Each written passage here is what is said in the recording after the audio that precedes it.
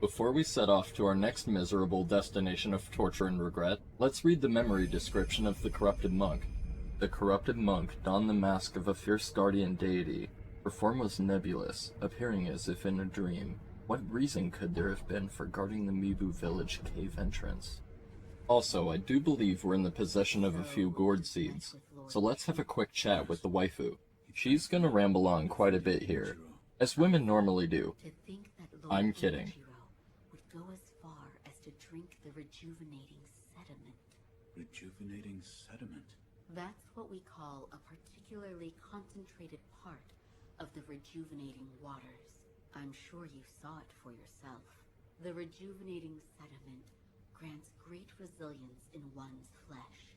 One becomes able to withstand blows that would be fatal to anyone else. My mentor Dogen devoted much research to its uses, but all of his works, documents, medicines, everything, were burned and destroyed. I'm not sure who, but I heard one of the senior apprentices was able to salvage some of it. Probably Dojun. Did you ask Lord Kuro's thoughts on the matter? I did. And? We've decided to sever the ties of immortality. I see. I thank you for all of the help you've given me. Almost sounds like you're bidding me farewell for good. I've carried out my lord's orders, so I will stay here in the castle. Come and speak to me whenever you please. I will provide my assistance to you as a doctor. Apologies for the long silence. I didn't want to talk over her. Goodbye. With Emma having received our seed for the 6th time, we head to the back of Ashina Castle and make our way towards the treacherously frigid bluffs of the Sunken Valley. If there's one thing I can honestly say I appreciate about Sekiro, it's the Batman tier death plunges. Just imagine a lady walking down the sidewalk with a baby in a stroller and a dude walking next to her talking on a cell phone. And you dive off the roof like a badass assassin and drive a sword through bro's neck, and his blood gushes out all over her and the baby? Ah. Speaking of murder and spraying blood all over shit, we're gonna have another run-in with the Tengu of Ashina here in a minute. The Tengu informs us that rats from the ministry have infiltrated the lands of Ashina, and we should seek to cut down every last one. There's always more of them to kill. By the way, Sekiro, have you mastered any secret techniques? Not quite yet, it seems. Cut them down, Sekiro. Every last one. After speaking with the Tengu, rest at the idol. We'll be needing it later. Make your way off the platform, grapple across the chasm, and veer off to the right. And say hello to the locals. Whenever they deflect a strike, they tend to follow up with an Akiri, so keep that in mind. Look upward to find a cliff face, and proceed through the icy crevasse. Be careful not to fall off as you're reaching the other side. Drop to the ledge below to find yet another, highly coveted prayer bead. Bid farewell to the angry locals, and dive into the pool of water, and employ the use of the breathing technique we acquired from Mibu to swim below the surface. Follow the channel and emerge from the other side for a familiar face. The Headless is a very simple, yet incredibly dangerous and formidable enemy. A supernatural gravitational mist envelops the Headless, impeding your movement, making it more difficult to both engage and evade. Extreme caution should be exercised when engaging the Headless, mostly in part to the strikes inflicting terror status, should they be improperly deflected, but it's possible to disperse the mist with enough consecutive attacks. Beware should the Headless swirl its ghostly blade, lest you fall victim to its cold, deadly clutches. With the introduction out of the way, I can finally say, I fucking hate these things. And before you ask, it's not on account of the non-consensual cavity search, though Headless would unequivocally make a great TSA officer. There's a total of 5 of them to be fought throughout the course of the game in order to obtain different rewards. Upon their defeat, each Headless will bequeath to you a reusable spirit fall, essentially a sugar. The one you receive is dependent on which Headless you decide to tackle.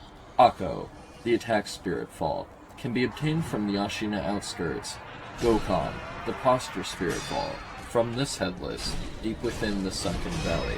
Ungo, the defensive sugar, from the waterways of Ashina Castle. Gashin, the stealth sugar, from the Headless we previously visited in the Hidden Forest. And last but not least, Yashiriku, from a sacred place we've yet to tread, so I'll leave that abstruse for now. After felling the Headless, we're awarded with Gokon's Spirit Fall, Fallen Headless Spirit of Gokon. Headless are the ruined form of corrupted heroes who once fought for their country. Dedicated burial mounds quietly appease the spirits with severed heads, though none call upon them for long. Equip the Homeward Idol, and use it to return to the idol near the Tengu we rested at earlier.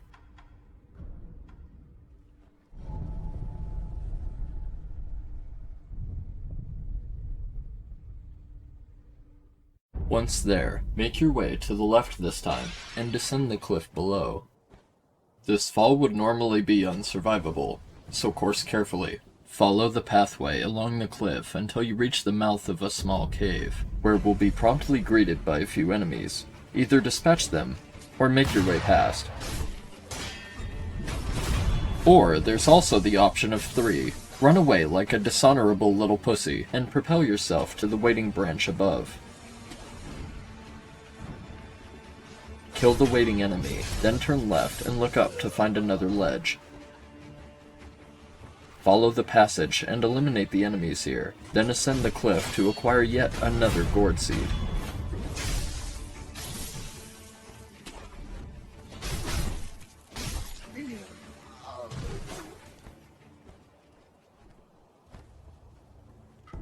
After dispatching the enemies and claiming your hard-earned gourd seed, double back through the cave and descend the cliffs once more.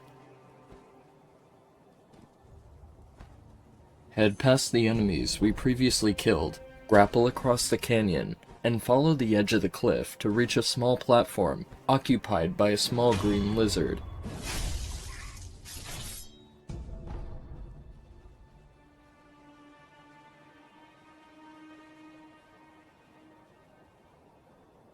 Sidle along the wall, and propel yourself to the branch ahead, and do your best to plunge the target below. It'll make this next part a lot more manageable. Do your best to hastily dispatch the rifle wielder.